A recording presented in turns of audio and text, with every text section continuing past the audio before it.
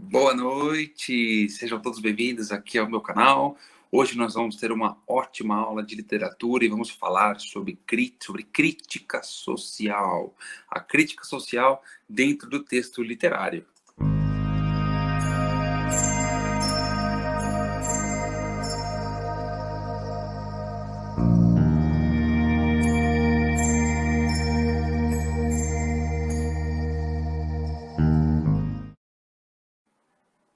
Pois é, sejam todos bem-vindos, deixa aqui a sua curtida no canal, no vídeo de hoje, compartilhe, chame os amigos, vamos fazer um debate bem gostoso aqui a respeito de literatura e a respeito de grandes escritores. Estamos aqui no chat ao vivo também, falando com vocês em tempo real e mais uns minutinhos depois aqui da nossa transmissão.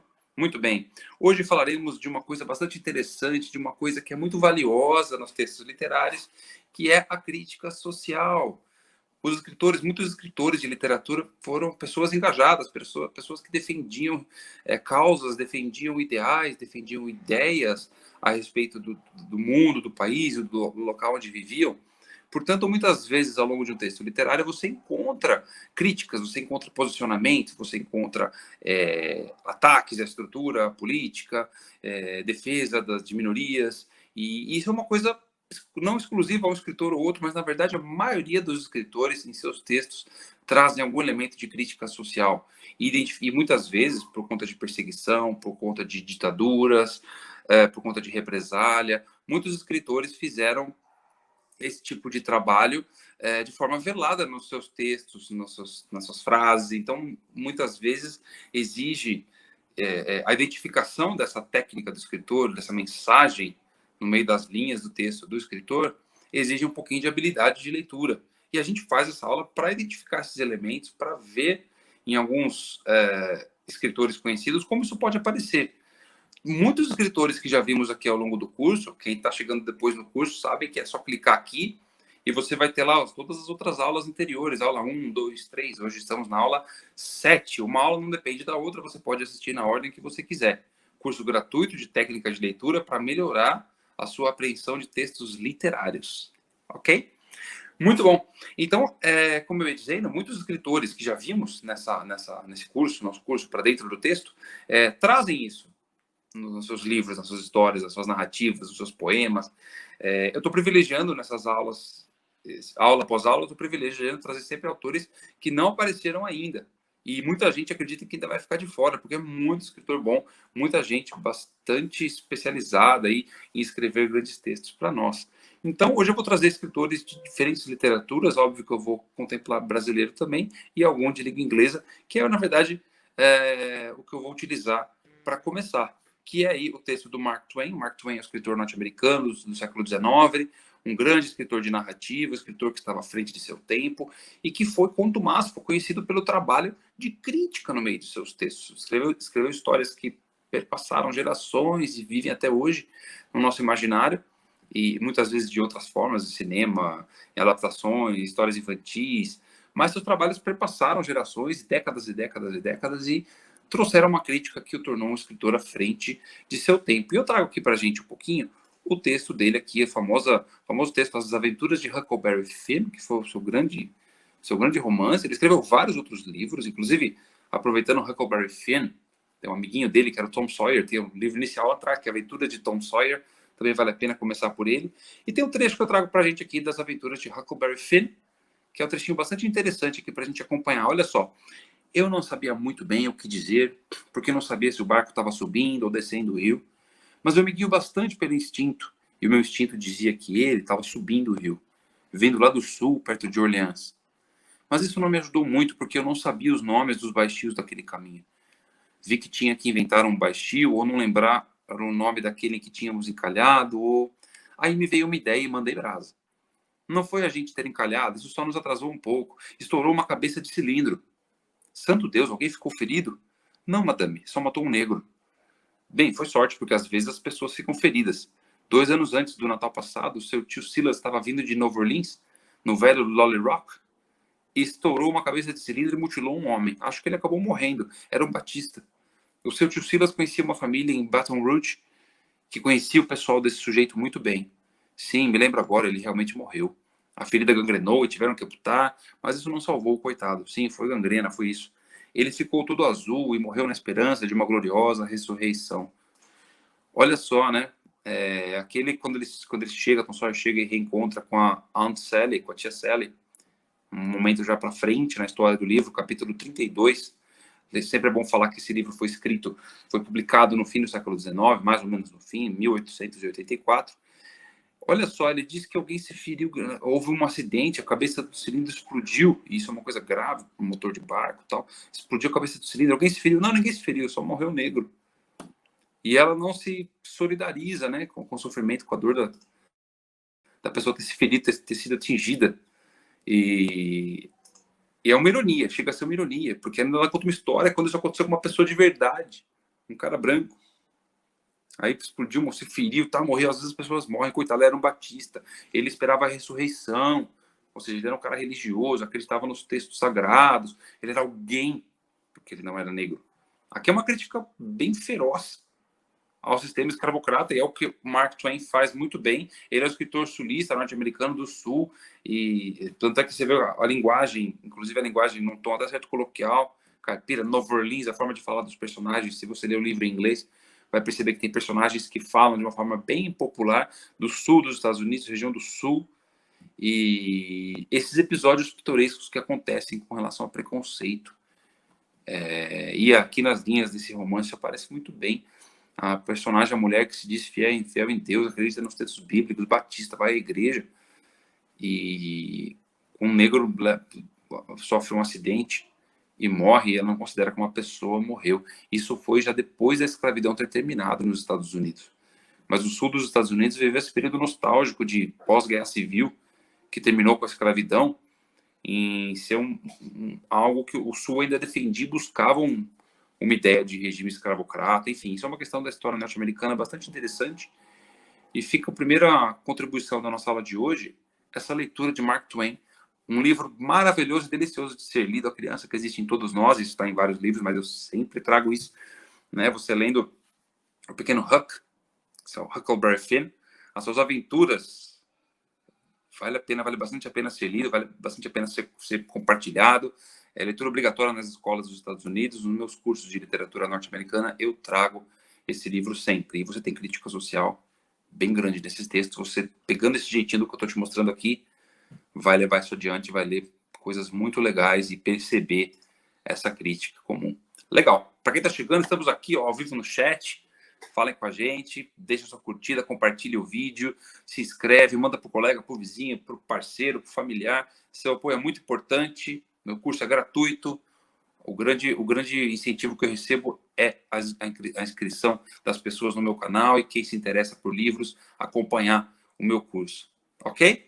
Segundo exemplo, eu vou trazer um tema parecido, uma temática muito parecida, mas com o escritor brasileiro, o escritor Oswald de Andrade, um dos escritores aí do modernismo brasileiro, bastante evidente, na Semana de Arte Moderna, modernismo, início do modernismo no Brasil, no começo do século XX, e ele escreveu o Manifesto da Poesia Pau-Brasil e tem um livro de poesias Pau-Brasil, escrito pelo Oswald de Andrade. Então, e esse vai ser o texto que eu vou trazer para a gente. Alguns elementos, é um texto, um livro grande, assim, vários poemas bem populares, e é o que eu vou trazer para vocês agora. Então, aqui na tela. Olha que interessante, tem um trecho dele, um poema grande, um poema com várias estrofes, com poeminhas, chamado Poemas da Colonização. Eu acho mais valioso, eu acho mais interessante do livro Pau-Brasil, do Oswald de Andrade. Olha só que legal. Poemas da Colonização. Alguns poemas selecionados por mim, ok? Alguns são até famosos. Medo da senhora. A escrava pegou a filhinha nascida nas costas e se atirou no Paraíba para que a criança não fosse judiada. Cena. O canivete voou e o negro comprado na cadeia estatelou de costas e bateu com a cabeça na pedra. O capoeira. Quer apanhar, soldado? O quê? Quer apanhar? Pernas e cabeças na calçada. Uau, hein? Trouxe mais um. A canção do africano. O escravo então foi deitar-se, pois tinha de levantar-se bem antes do sol nascer. E se tardasse, coitado, teria de ser surrado, pois bastava escravo ser. E a cativa desgraçada deita seu filho calada e põe-se triste a beijá-lo, talvez temendo que o dono não viesse em meio do sono de seus braços arrancá-lo. Uau, hein? Uau! Aqui você tem já bem de forma contundente, o mesmo tipo de trabalho, mas na poesia e no Brasil. De novo, um escritor, um intelectual, um escritor de literatura, levantando a sua voz e o seu texto contra o regime escravocrata. Aqui também já não tinha mais escravidão no Brasil, já não tinha mais nada, mas a gente vivia numa sociedade, como vivemos, de certa forma, até hoje, de filhos da escravidão. E você tem na poesia do Oswald de Andrade, uma poesia no sentido popular, linguagem das ruas, a linguagem do dia a dia, sem se preocupar muito com metrificação de verso, uma coisa muito tranquila, mas um tom bastante ácido, um tom bastante mordaz, um tom bastante contundente na crítica ao regime escravocrata. Se você continuar lendo o livro, você vai ver que tem crítica a Dom Pedro II, tem crítica a várias coisas. Então, um poema de uma voz que remete ao fim do século XIX, e mostrando em alguns, inclusive aqui a mãe carregando o filhinho no colo, com medo da hora que ele vai ser levado para sempre dos braços dela, pois será um escravo, certo? E mais esse exemplo aqui também, o medo da senhora, a criança que se joga, a mãe. Outro poema que fala o mesmo tema, né? A mãe que se joga no rio com o filho escravo, para a criança não ser judiada, no final escravo também. Né? O capoeira, aqui é uma pequena apologia, uma pequena sugestão de uma revolta do negro contra o regime policial na rua, né? O negro na cadeia. É uma temática bastante contundente, é uma temática bastante comum, e nos países da América dá muita discussão, dá muito pano para manga discutir esse tipo de assunto. E você tem nos poemas de Oswald de Andrade crítica de forma muito clara a esse modelo, poemas muito bem elaborados, poemas gostosos de serem lidos, que trazem uma mensagem, trazem uma ideia, trazem um pano de fundo que eu recomendo bastante. Acho que vale bastante a pena aí, quem quer ter uma formação sobre a sociedade brasileira, vale a pena ler Oswald de Andrade, um dos precursores do modernismo no Brasil, que é uma forma de fazer arte que rompeu com as estruturas, que rompeu com as tradições, e Oswald trouxe isso no manifesto, inclusive documentado. Vale a pena, fica a minha recomendação. Fica aí a nossa sugestão de mais um grande escritor brasileiro, importante, que teve um papel fundamental em um momento da literatura brasileira que virou a chave para o que a gente tem de melhor hoje. Ok? Muito bom.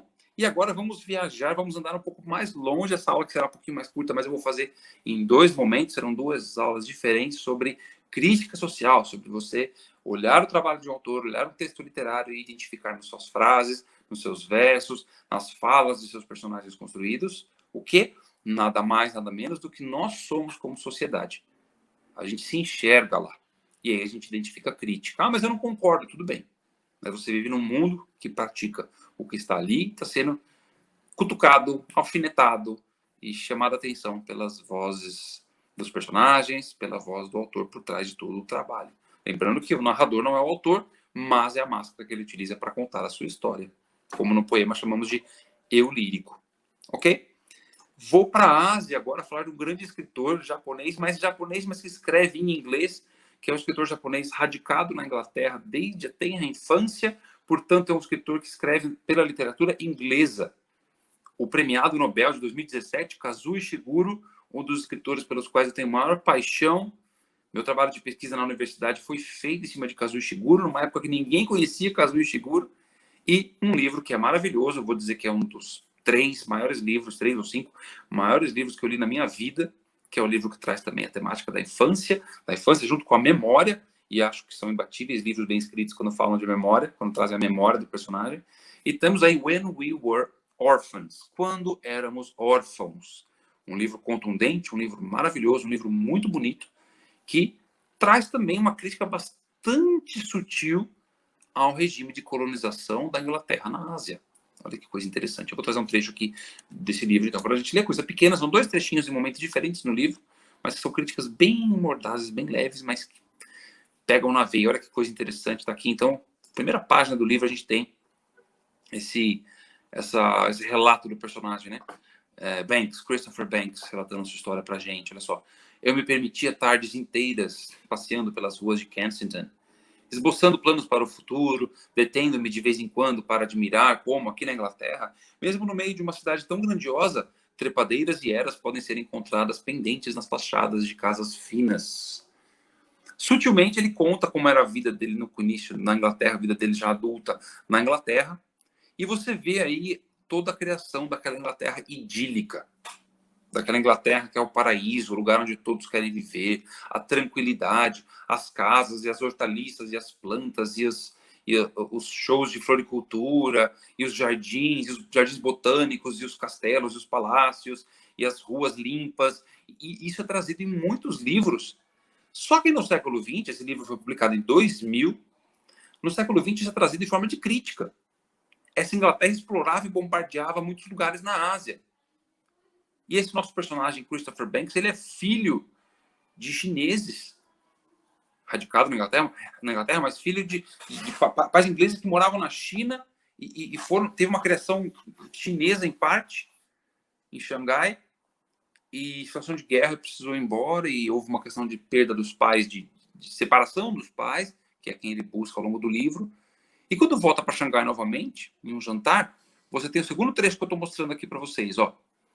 Tomei nota regularmente do ruído, de algum modo atrás do bulício da multidão, de artilharia distante. Olha, barulho de metralhadora, de bomba, de guerra.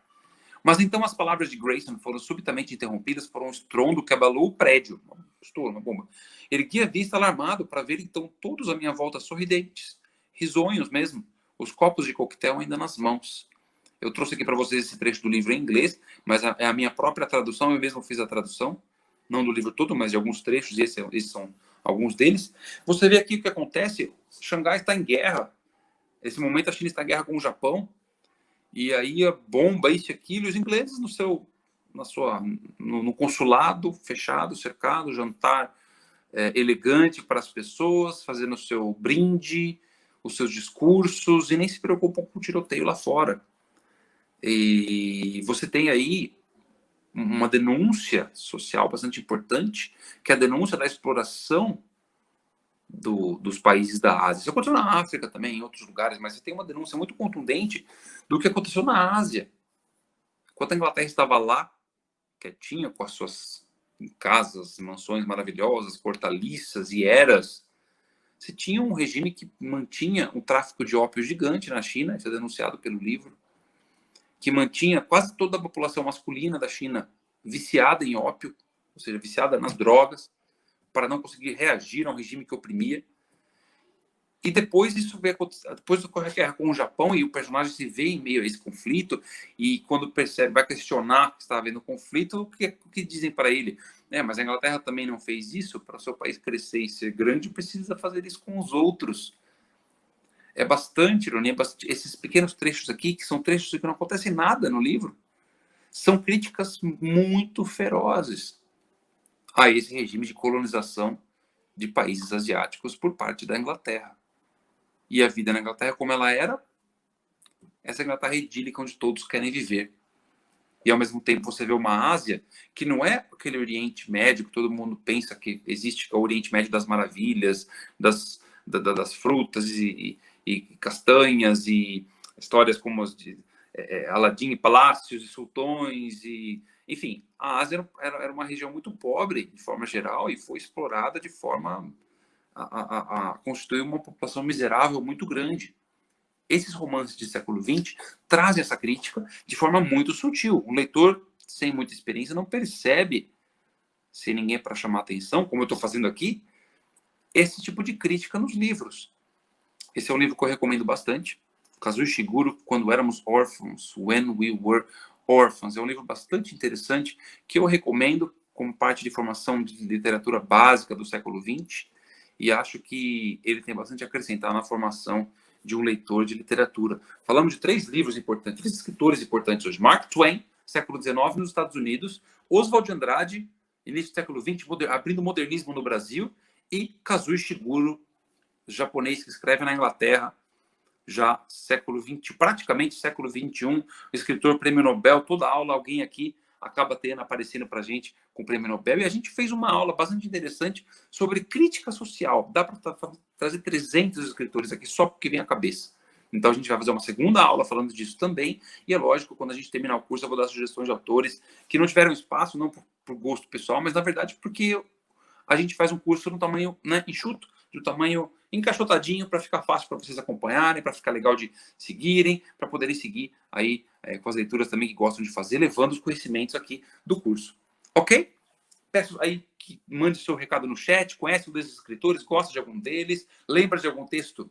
Alguém lembra de algum texto que tenha crítica social? Eu gostaria de saber. Deixa para a gente aqui o seu comentário, a sua contribuição, que ela é muito bem-vinda. Obrigado a quem está acompanhando as nossas aulas, já 7ª aula do curso. Quem está fazendo o curso todo, que legal. Eu tenho só a agradecer, porque eu também aprendo, preparando muito isso para vocês. Legal? Vou rodar a vinheta, vou me despedir de vocês por aqui. Estou no chat mais um pouquinho.